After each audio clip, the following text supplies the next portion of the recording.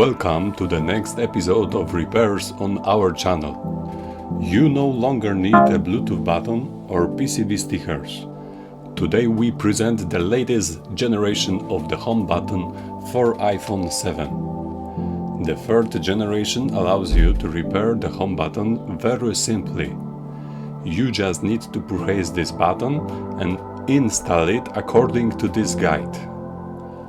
Don't forget to subscribe our channel.